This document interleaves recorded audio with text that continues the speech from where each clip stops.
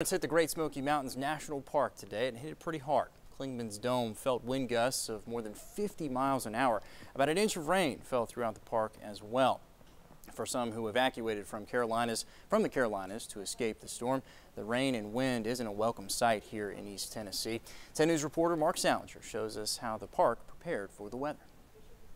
As Florence moves into Tennessee, the areas at higher elevation are expected to see the worst of the rain and strong winds. Here at the Great Smoky Mountains National Park, road closures are in effect for the areas most prone to landslides and falling trees.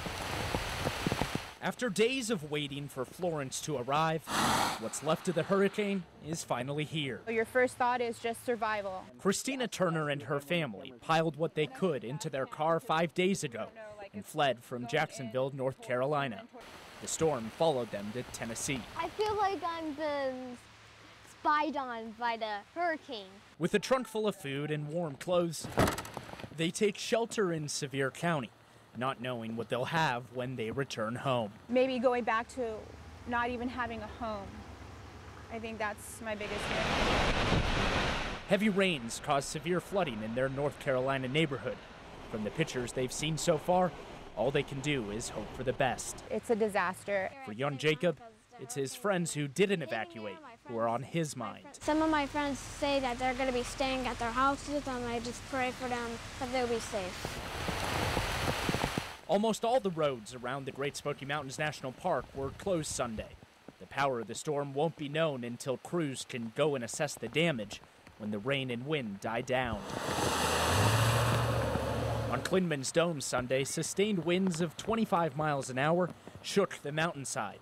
Gusts clocking in at 51 miles an hour reinforced the decision to close down the roads.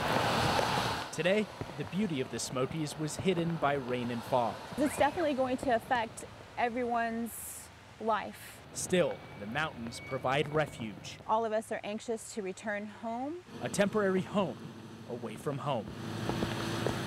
And we don't yet know when these roads will open back up. That'll all depend on how quickly the storm moves through. We'll send it back to you. Thank you, Mark. Because of the weather, many roads and facilities at the Smokies are going to stay closed overnight. The closures make most of the trailheads inaccessible. The biggest one is Newfound Gap Road. It's closing between Gatlinburg and Cherokee, North Carolina. We have a full list on our website. You should head over there. It's WBIR.com. Crews will assess storm damage tomorrow morning. It's been 3 days.